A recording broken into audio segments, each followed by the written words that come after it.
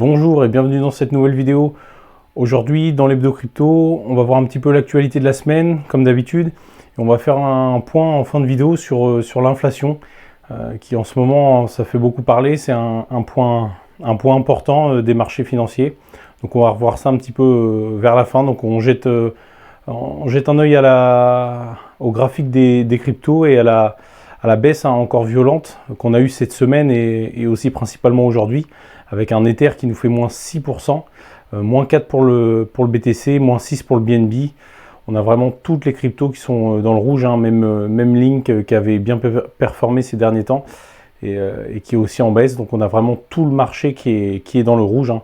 Mais c'est pas propre aux cryptos, hein, c'est que là aujourd'hui tout le marché, que ce soit le marché boursier, le marché crypto, tous les actifs dits à risque, avec l'inflation galopante, hein, qu'on va voir justement en fin de vidéo, essayer de comprendre pourquoi ça baisse et jusqu'où ça pourrait continuer.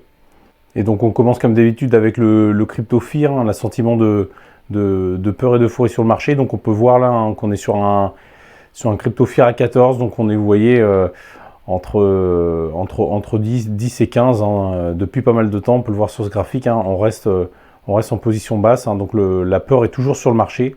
Il faut savoir qu'on a eu pas mal de phases comme ça, vous voyez ici, hein, en 2021, phase d'extrême peur. On était un petit peu plus haut, plus dans les 20.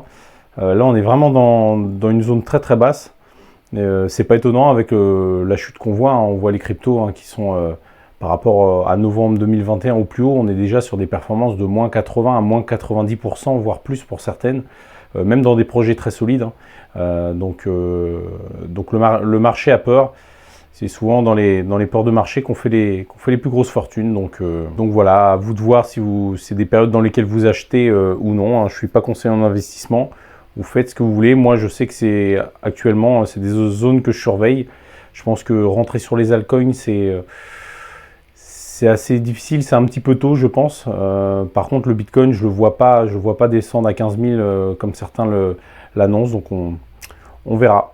Alors dans l'actualité de la semaine, on a beaucoup entendu parler de la plateforme Celsius. C'est une plateforme pour ma part que j'utilise, hein.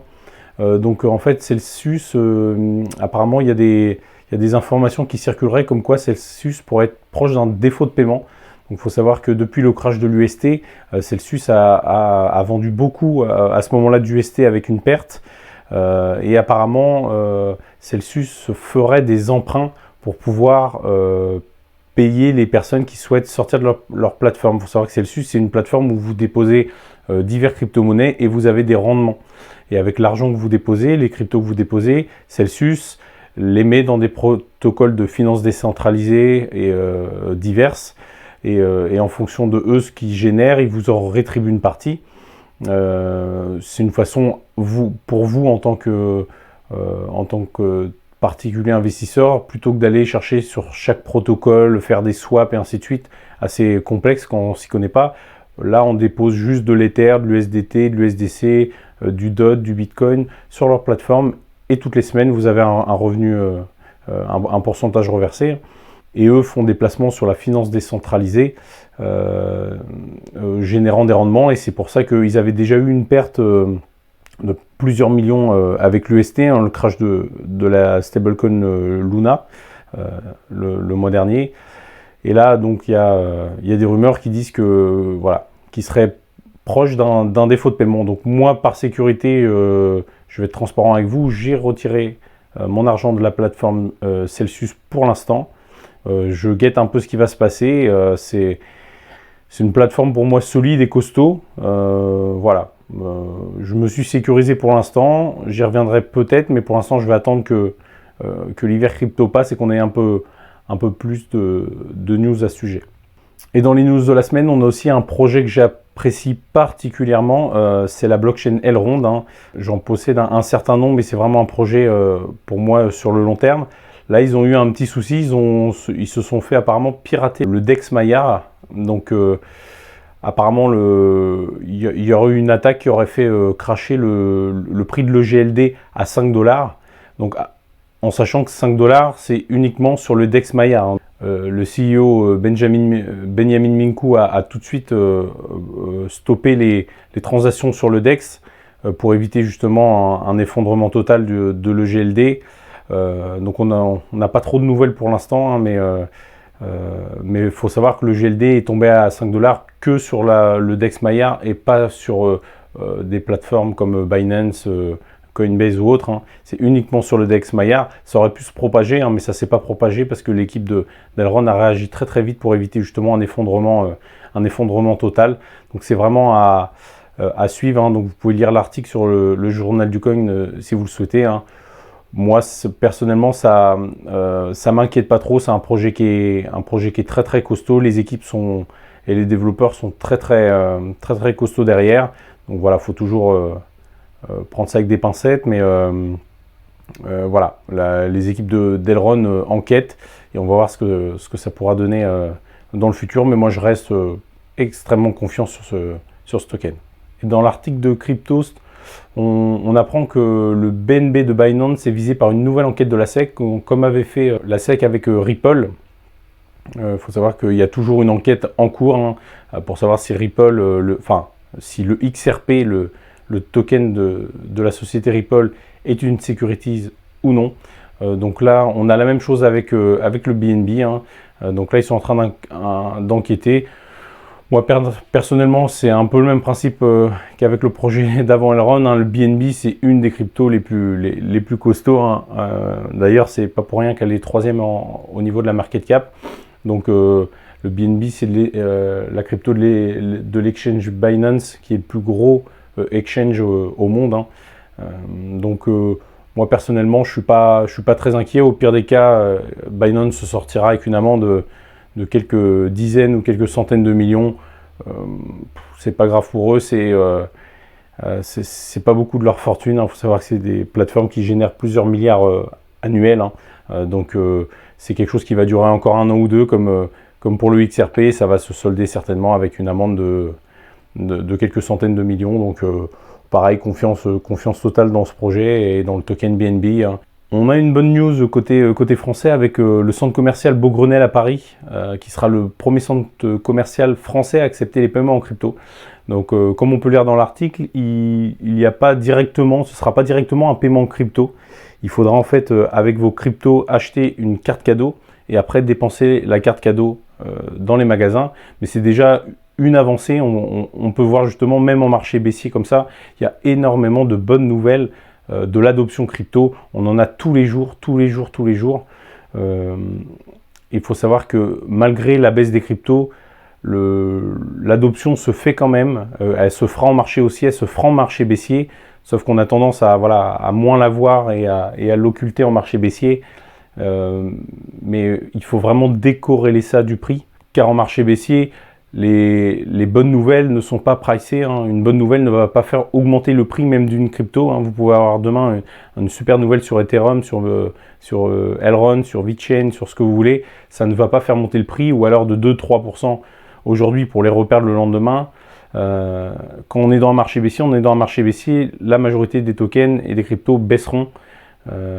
Mais ça montre encore l'adoption. Ce qui est important, c'est l'adoption. On voit plutôt une vision long terme et c'est encore une super nouvelle. Et justement, dans les super nouvelles, on en a une qui est énorme, c'est Ethereum. Le testnet Ropsten passe officiellement sous le consensus de preuve d'enjeu, donc Proof of Stake. Hein, vous savez, Ethereum va passer du Proof of Work, donc du minage comme Bitcoin, à Proof of Stake, donc là où il faudra bloquer des jetons.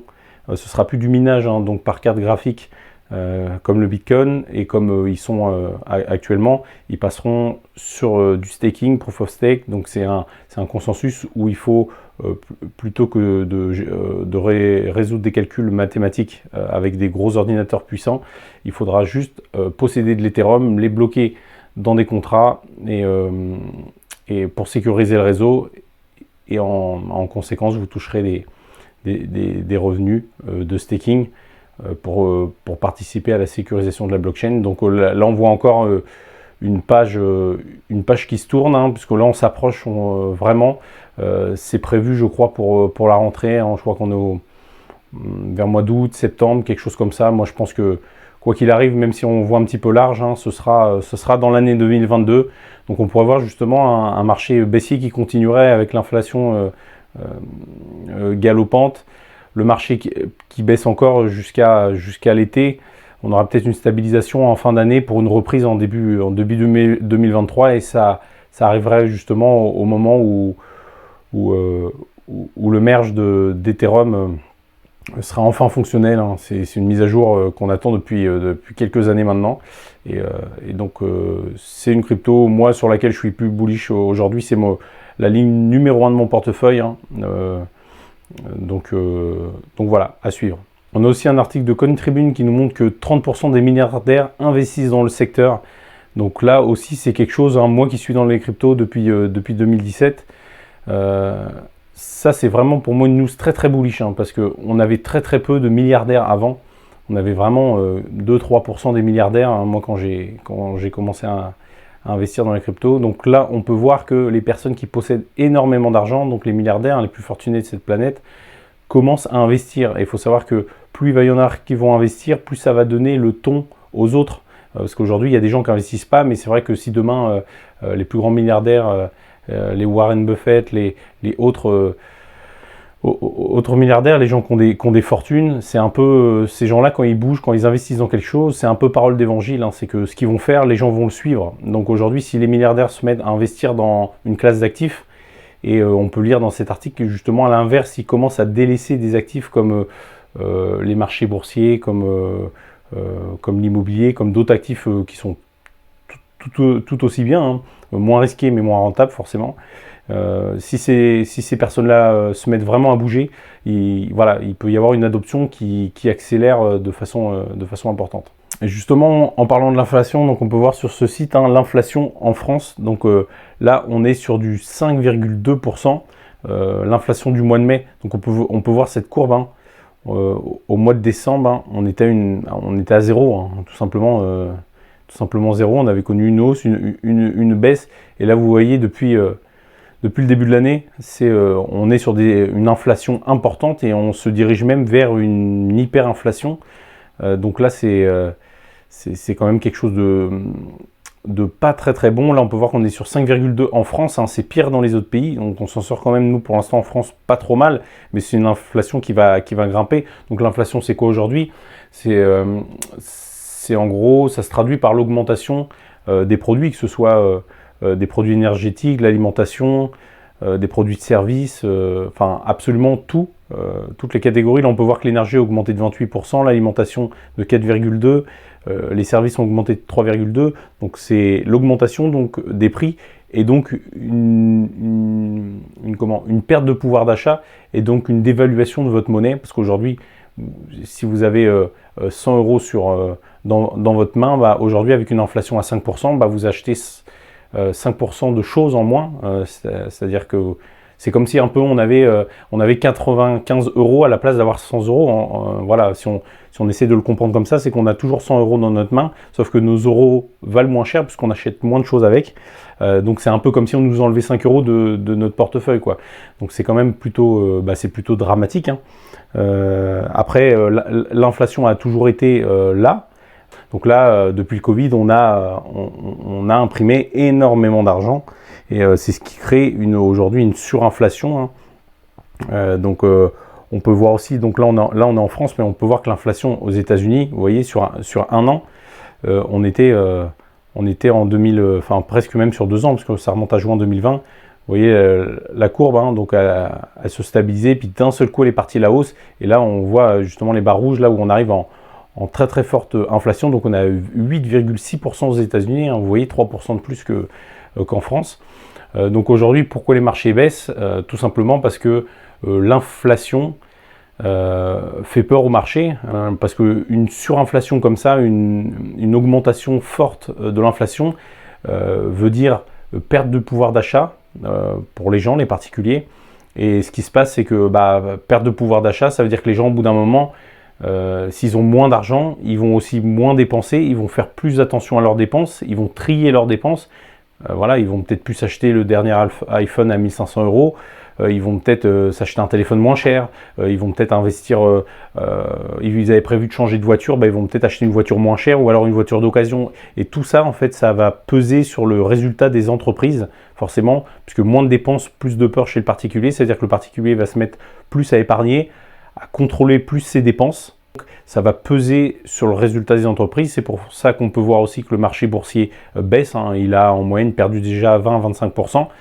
On peut encore baisser, un peu comme sur les cryptos. Après, on ne descendra pas sur un marché boursier à un maximum, on ira à moins 50%. C'est ce qu'on a connu en 2008. Je ne pense pas qu'on aille beaucoup plus loin, mais ça fera déjà encore une belle baisse pour ceux qui possèdent ces actifs. Donc voilà, les marchés aujourd'hui ont plutôt peur. Et que ce soit absolument tous les marchés. Qu'est-ce qui se passe? C'est que la BCE, pour contrer cette inflation, relève ses taux. Donc là, elle est en train de relever de plus en plus les taux, ce qui fait que forcément, pour contrer l'inflation, il faut augmenter les taux, parce que augmenter les taux va faire que l'argent va être moins, on va emprunter l'argent moins cher. Donc quelque part, ça va réduire l'inflation. Mais ça va aussi créer de l'autre côté, avoir un effet domino qui va faire que les investissements en bourse, en crypto, dans l'immobilier, ainsi de suite, vont se ralentir parce que l'argent coûtera plus cher. Donc il y aura moins de personnes qui vont emprunter. Et donc de facto, ça va faire descendre justement les marchés financiers dans leur globalité. Et là, ils sont justement entre le marteau et l'enclume, parce que s'ils augmentent trop les taux, les marchés financiers vont s'effondrer. Et s'ils laissent les taux comme ils sont, ou alors qu'ils les baissent, l'inflation, elle, va continuer d'exploser. Donc, faut voir comment ils vont gérer la situation, mais ça risque d'être quelque chose d'assez compliqué. Après, pour être dans les marchés financiers depuis déjà plusieurs années, parce que dans les cryptos depuis 2017, mais moi j'investis dans les marchés financiers depuis 2008. Et historiquement, on peut retrouver des graphiques sur Internet avec justement l'historique des marchés financiers. Tous les marchés financiers montent dans le temps. C'est-à-dire que là, même si le marché boursier perd 50%, il retrouvera ses plus hauts et viendra battre de nouveaux records. Le marché des cryptos, pareil. Alors bien évidemment, en bourse ou en crypto, pas toutes les actions ou pas toutes les cryptos. Il y a des cryptos qui vont mourir, il y a des actions qui ne remonteront jamais à leur point haut. Mais dans un marché global, que ce soit par exemple en bourse, le CAC 40, le S&P, tous les plus grands indices battront des records et monteront à des plus hauts. Les cryptos, surtout les cryptos avec vraiment une utilité, le Bitcoin, l'Ethereum et d'autres, eux finiront par monter. Par contre, on peut avoir un crash en attendant. Donc c'est sûr que si on voit à court terme, ça peut faire très mal au portefeuille, mais sur du long terme, on sera quoi qu'il arrive gagnant. Et sachez que c'est dans ces moments-là et dans cette grosse baisse de marché que des richesses se créent. Donc voilà, j'espère que cette vidéo vous a plu. N'hésitez pas à vous abonner, lâcher un like et des commentaires si vous avez des questions, je répondrai avec plaisir. C'est tout pour cette vidéo. Je vous remercie, à très bientôt. Au revoir.